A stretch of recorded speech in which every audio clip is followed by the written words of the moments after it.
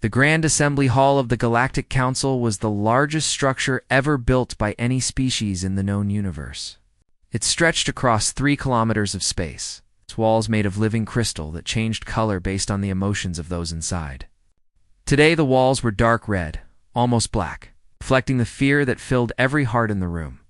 17 different species had sent their most important leaders to this emergency meeting. Some had traveled for weeks through dangerous space to be here. Others had left their dying worlds behind, hoping that this council could find a way to save them. The air was thick with strange smells and sounds as translators worked overtime to help everyone understand each other. Hi. Chancellor Vorath stood at the central platform, his forearms gripping the podium so tightly that the metal bent under his fingers. He was a Selinary, a species that had ruled this part of the galaxy for 8,000 years. They were known for their calm wisdom and steady leadership. But today, Vorf's voice shook as he spoke. "The Kethvari Dominion has broken through our last defensive line," he announced. The translator implant in his neck converted his clicking speech into words that everyone could understand. 12 of our colony worlds have fallen in the past week alone. Our fleet reserves are empty. At the current rate of losses, we face complete extinction within 3 months. The reaction in the hall was immediate. Some delegates cried out in their native languages. Others sat in stunned silence. A few simply lowered their heads, accepting what seemed like inevitable death. The Kethvari had appeared from the center of the galaxy just 2 years ago. Nobody knew where they came from or why they had suddenly decided to expand into occupied space. They looked like giant insects, with hard shells and razor-sharp claws. But their appearance was not what made them terrifying. What made them terrifying was their nature. The Kethvari did not negotiate. They did not accept surrender. They did not take prisoners or make treaties. They simply attacked, consumed everything in their path, and moved on to the next world. Every attempt at communication had failed. Every peace offering had been ignored. They existed for one purpose only: to spread across the stars like a plague of locusts, leaving nothing but empty worlds behind them. Ambassador Tilia of the Vendari Collective rose from her floating platform.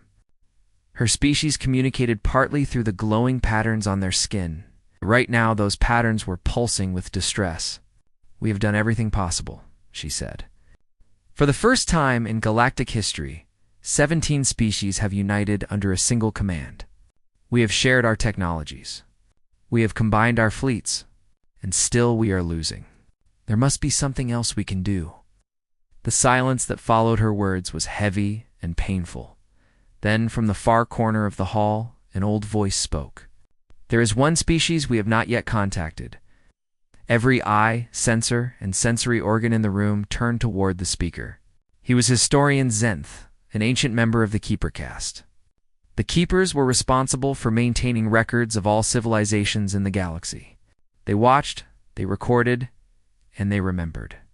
Zenth was over 400 years old, his gray skin wrinkled, and his eyes clouded with age. But his mind was still sharp. "The humans," he said simply, "the humans of Earth." The reaction was unlike anything the Council had ever seen. Delegates began shouting over each other in a dozen different languages. Several species representatives actually tried to leave the room. The Trilaxian ambassador, whose body was made mostly of liquid, collapsed entirely. Splashing across his platform, in what his species called a fear response, High Chancellor Vorath raised all 4 of his arms, demanding silence. It took several minutes for the chaos to settle down. When he finally spoke, his voice was carefully controlled. "Historian Zenth, you know the rules. Earth is listed as a restricted world. Contact with humans is forbidden under the most serious laws of our charter. This rule has existed for over 2,000 years. "I know the rules," Zenth replied calmly. "I also know what the humans are capable of. I have spent 300 years reading every observation report we have collected about them. Every single one. Then you understand exactly why we cannot involve them," said Ambassador Crix of the Methodar. His insect-like body clicked nervously as he spoke. "The humans are unpredictable. They are dangerous beyond measure. They solve problems in ways that terrify even those they are trying to help. Involving them in this war could be worse than losing to the Kethvari, Could it? Zenth asked quietly. Could anything truly be worse than extinction? No one had an answer for that. Far away on the third planet of an unremarkable yellow star, Commander Ethan Cole sat in his office aboard Earth's orbital defense station Liberty. He was reviewing routine patrol reports and drinking his third cup of coffee of the morning. Outside his window, the blue curve of Earth filled the view. Beautiful and peaceful Cole had been in the military for 20 years. He had seen action in 3 different conflicts and had earned a reputation as a calm, steady officer who never panicked under pressure. But lately, he had been feeling restless. The solar system was quiet. Too quiet, some of his colleagues joked. There was nothing to do but run training exercises and file paperwork. He had no idea that at this very moment, 17 alien civilizations were arguing about whether to wake up humanity and ask for help. He had no idea that his species had been watched and studied for thousands of years. He had no idea that detailed records existed of every war humans had ever fought, every weapon they had ever invented, every terrible and wonderful thing they had ever done. And he certainly had no idea that across the galaxy, the vote would be closer than anyone expected. 9 votes in favor of contact. 8 votes against. A margin of just 1 vote that would change the course of galactic history forever. Lieutenant Commander Samantha Brooks was running a routine training exercise with her squadron when her sensors picked up something strange at the edge of the solar system. It was small, barely visible, and moving in a pattern that did not match any known asteroid or comet.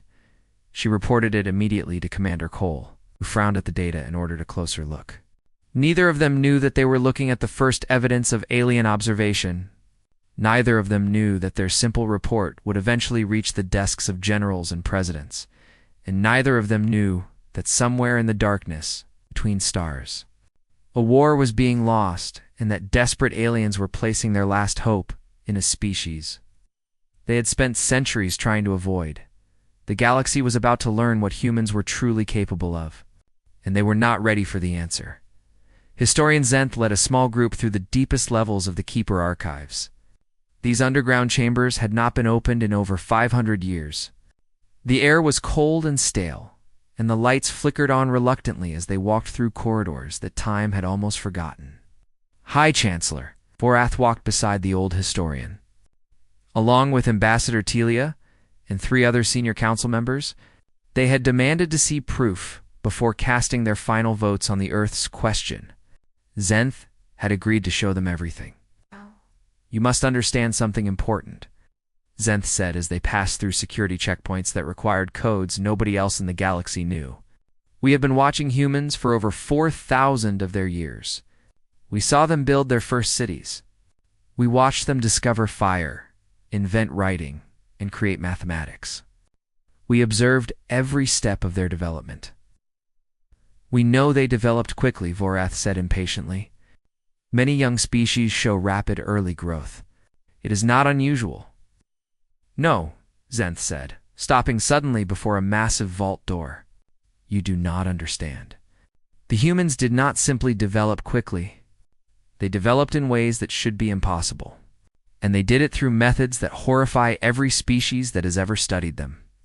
The vault door opened with a deep grinding sound, revealing a chamber filled with rows upon rows of glowing records. Holographic displays stretched into the darkness as far as they could see. This was the complete Earth archive. 112,000 observation reports. Covering every aspect of human civilization, Zenth activated the first display, showing a group of primitive humans gathered near a river. They wore animal skins and carried wooden spears. Let us begin with their basic approach to survival, he said. When early humans encountered predators larger and stronger than themselves, they did what no other intelligent species has ever done. Instead of running away to safety, they attacked the predators. The display showed humans hunting a massive cat, surrounding it with fire and spears. They did not hunt for food alone, Zenth continued. They hunted to eliminate threats. They drove entire species to extinction simply because those animals might someday be dangerous. No other intelligent species has ever shown this behavior. Every other civilization in our records learned to avoid predators or live alongside them. Humans chose to destroy them. The display shifted to show ancient humans gathered around a fire at night. Now, observe this, Zenth said. Fire. Every species that discovers fire does so by accident and learns to use it carefully, with fear and respect. Humans were different. They saw lightning strike trees and burn forests. They watched the destruction and the death. And instead of fearing it like any rationale creature would, they thought, I want to control that power for myself. And they did. Ambassador Telia's skin flickered with distress. This is disturbing, but not necessarily relevant to our current situation. Then let me show you something more recent. Zenth changed the display to show human warfare across the centuries. Swords and arrows became guns and cannons. Cannons became tanks and aircraft. Aircraft became missiles and bombs that could destroy entire cities. Humans have fought each other constantly throughout their history, Zenth explained. But notice what happens after each war. They do not simply recover. They improve. Every conflict makes them more efficient at destruction. Every disaster teaches them to survive better. They adapt faster than any species we have ever observed. He showed them images of human medicine. Doctors cutting open bodies to study disease. Scientists testing dangerous chemicals on themselves. Researchers deliberately infecting themselves with deadly illnesses to find cures. They experiment on their own kind, Zenth said. They take risks that would be considered insane by any rational standard. They poison themselves for recreation. They jump from aircraft for entertainment. They climb the highest mountains and dive to the deepest oceans simply because those places exist. They are, by any objective measure, completely and utterly mad. If they are so insane, why would we want their help? Vorath demanded. Zenth smiled, a strange expression on his ancient face. Because their insanity is also their greatest strength. Watch this. The display showed a blinding flash of light, then a mushroom cloud rising over a desert. The delegates watched in horrified silence as Zenth explained what they were seeing. This is what humans call a nuclear weapon. They developed it less than 80 years ago. A single bomb, capable of destroying an entire city. Within 3 years of creating this technology, they used it. Twice, against their own kind. And then they built thousands more and pointed them at each other. This is supposed to make us trust them? Telia asked, her voice barely above a whisper. No, this is. Zenth changed the display one final time. It showed humans walking on the surface of their moon, planting a flag, and returning safely to their planet below. Every other species that has developed nuclear weapons has destroyed itself within a single generation. Every single one. The power is too great, the temptation too strong. But humans did something different. Instead of destroying themselves, they used nuclear technology to reach the stars. They took the power of the atom and turned it into fuel for spacecraft. They looked at weapons of ultimate destruction and thought, we can use this to go somewhere new. The delegates stood in stunned silence. The Kethvari are powerful, Zenth continued. They are numerous. They are brutal and relentless. But they are also predictable. They follow patterns. They use standard tactics. Every species they have conquered has fought in logical, rational ways, and every species has lost. The humans do not fight logically. They do not think rationally. They look at impossible situations and find solutions that no sane mind would ever consider. He turned to face the group directly. This is why I showed you these records. Not to frighten you, though I know they are frightening. I showed you because you need to understand what we are considering. If we contact Earth, we are not simply adding another fleet to our forces. We are unleashing something that we cannot predict or control. Something that terrifies me even after 3 centuries of study, and you still think we should do it? Vorath asked. Zenth was quiet for a long moment. I think we are going to die if we do not. The Kethvari will not stop. They cannot stop. It is their nature to consume and expand forever. We have tried everything rational, and we have failed. Perhaps it is time to try something irrational. He began walking back toward the exit. But I warn you, If we invite the humans into this war, we must be prepared for the consequences. They will save us or destroy us. There is no middle ground with them. There never has been. The delegates followed him in silence, each lost in their own thoughts. The vote was scheduled for the next morning. 9 would vote yes. 8 would vote no. And the galaxy would never be the same again. High Chancellor Voreth stood before the Galactic Council. One final time before departing for Earth, the vote had been cast. 9 in favor, 8 against. By the narrowest possible margin, contact with humanity had been approved. But Voreth had insisted on one condition. He would personally travel to Earth and deliver a warning to the human leaders. They deserved to know exactly what they were being asked to face. They deserved the choice to refuse. The Selinary diplomatic vessel was small and fast, designed for secret missions. It entered Earth's solar system under complete stealth. Passing defensive stations and patrol ships without being detected, Voreth watched the blue planet grow larger on his view screen and felt a strange mix of hope and terror. Earth was beautiful. Oceans and clouds and green continents spinning slowly through the darkness of space. It looked peaceful from this distance, almost innocent. But Voreth had seen the archives. He knew what lived on that world.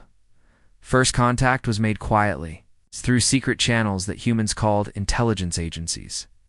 Within hours, Voreth found himself in an underground facility somewhere on the Earth's surface. The room was simple, with gray walls and bright lights. Nothing fancy. Nothing impressive. Just a table and some chairs. The humans who met him showed no surprise at seeing an alien. They did not gasp or scream or run away. They simply sat down across from him and waited for him to speak. This unnerved Voreth more than anything else. After thousands of years of keeping Earth isolated, the humans acted as if meeting aliens was perfectly normal. General Marcus Webb was a lean man with gray hair and eyes that had seen too many wars. He introduced himself calmly and asked Voreth to explain why he had come. Beside him sat Admiral Patricia Simmons, a stern woman who commanded Earth's combined space forces. Her face revealed nothing as she listened.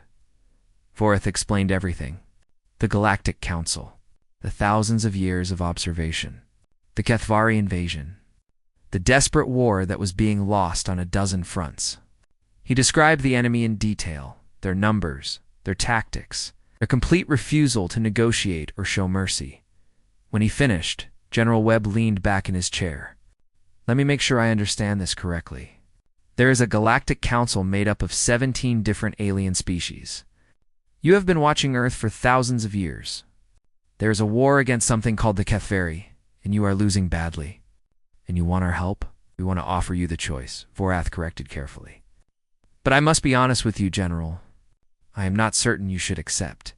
The Kethvari are unlike anything you have ever faced. They number in the trillions. They do not fear death. They cannot be reasoned with. They exist only to consume and expand. Sounds familiar, Admiral Simmons said dryly. We have dealt with things like that before. Locusts, fire ants. Certain politicians, Voreth did not understand the joke, but he pressed on. This is different. Your species is young. You have only recently developed the ability to travel between stars. The Kethvari have conquered thousands of worlds across millions of years. We have shown you in our records what humans are capable of, but we have also shown you what you would be risking. If you join this war and fail, your species will be completely destroyed. Your planet will be consumed. Everything you have ever built will be erased from existence. General Webb exchanged a look with Admiral Simmons. Something passed between them that Voreth could not read. Some kind of understanding that existed only between humans who had faced death together before, Chancellor Webb said slowly. I appreciate the warning. I really do. But I think you may have misunderstood something important about humanity. He stood up from his chair. Despite being shorter than the four-armed alien, he seemed to fill the room with his presence. You came here hoping to scare us. You showed us records of our own violence, our own wars, our own terrible history. You thought we would look at ourselves and decide that we were too dangerous to be trusted. That we would see our own madness and choose to stay hidden away on our little planet. Webb's eyes were hard as he continued. Here is what you missed. Everything in those archives, every war, every disaster, every terrible thing we have ever done to each other, we survived it. Not just survived. We adapted. We grew stronger. We took our worst failures and turned them into lessons. We did not destroy ourselves with nuclear weapons, because at the very last moment, staring into the darkness, we chose differently. We chose to reach for the stars instead of burning our world to ash. You have been watching us for 4,000 years, Chancellor, but you have been watching from the outside. You do not know what it feels like to be human, to stand at the edge of complete destruction and decide to fight anyway, to look at impossible odds and say, not today. The Council warned me you might react this way, Vorith said quietly. They said humans do not understand when they should retreat. They are absolutely right, Webb replied. We do not understand retreat. Because in our experience, retreating just means the enemy catches you from behind. If these Kathvari are eventually calm. For us anyway, we would rather meet them on our own terms. With our own timing, with allies standing beside us, would risk your entire species for strangers you have never met. General Webb smiled, but there was no warmth in it. Chancellor, we risk our species every single day just by existing. We have been doing it for thousands of years. At least this way, if we lose, we take something worse than us down with us. 3 days later, Earth's answer was broadcast across the galaxy on every communication frequency the Council used. The message was short and simple. We accept. Point us at the problem. The Council's reaction was a mixture of relief and renewed terror. They had gotten exactly what they asked for. Now they had to live with the consequences of waking up the most dangerous species in the galaxy, across Earth. Recruitment centers opened and were immediately overwhelmed with volunteers. Factories began converting to military production. Scientists who had spent their careers on peaceful research started designing weapons that the galaxy had never imagined. The sleeping giant had awakened, and it was angry. The first human fleet arrived at Nexus 7 exactly 3 weeks after Earth accepted the Council's request for help. By galactic standards, it was not an impressive force.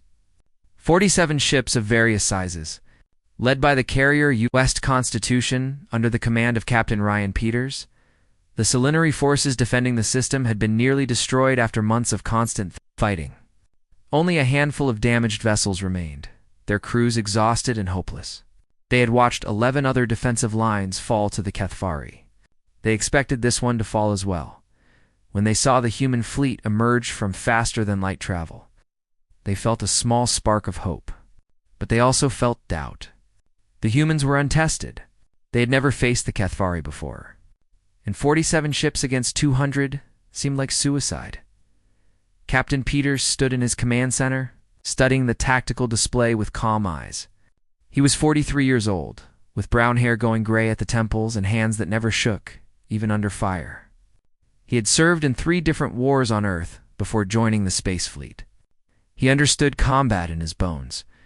The Kathvari had arranged themselves in a defensive sphere around the system's main planet. 200 ships, perfectly positioned to repel any attack from any direction. It was the same formation they had used to defeat every enemy they had ever faced. It was simple, effective, and seemingly unbreakable. Commander Harris Peters said to his tactical officer, "What does the Council recommend for attacking a defensive sphere like this?" Commander Julie Harris pulled up the relevant tactical documents. She was young for her position, only 31, but she had one of the sharpest minds in the fleet. Standard doctrine calls for a concentrated assault on a single point, sir. Overwhelming force to punch through the shell and strike the command ships in the center. Estimated casualties for such an attack would be 60 to 70% of our forces. And how many times has that approach actually worked against the Kathvari? 0 times, sir. Every fleet that has tried it has been destroyed. Peters nodded slowly. So the standard approach does not work. Then we need to try something different. He studied the display for another moment. What is the most valuable thing in this system besides the planet? Harris frowned, surprised by the question. The asteroid belt, sir. It contains rare minerals that the Selinary have been mining for centuries. The mining facilities are scattered throughout the belt. And where are those facilities now? Abandoned. The workers evacuated when the Kethvari arrived. Peters smiled. Not abandoned anymore. Signaled the fleet. We are going mining. The Kethvari watched in confusion as the human fleet scattered into the asteroid belt instead of attacking. Their sphere formation was designed to defend against direct assaults. It was not designed to prevent mining operations. For 3 days, they observed the humans strip equipment from mining facilities, refine millions of tons of ore, and construct something their sensors could not identify. The Kethvari commanders debated what to do. Their doctrine forbade breaking formation without clear tactical advantage. The humans were not attacking, so there was no reason to pursue. They decided to wait and see what the strange newcomers were planning. On the 4th day, they found out. The humans had built massive railgun platforms using the mining equipment. They had loaded these platforms with refined asteroid or compressed into dense projectiles. And they had aimed everything at the Kethvari fleet. The first volley consisted of 10,000 kinetic rounds traveling at a fraction of the speed of light. The Kethvari defensive formation was designed to stop energy weapons and guided missiles. It was not designed to handle a cloud of debris moving faster than their sensors could track. 23 Kethvari ships were destroyed in the first 3 seconds of the attack. The second volley was larger. The third was larger still. The humans had effectively turned the asteroid belt itself into a weapon. An endless supply of ammunition that cost almost nothing to produce. By the time the Kethvari commanders understood what was happening in order to retreat, they had lost more than half their fleet. The humans had suffered 0 casualties. Captain Peters watched the enemy withdraw and felt no satisfaction. This was just the first battle. The Kethvari would learn from this defeat.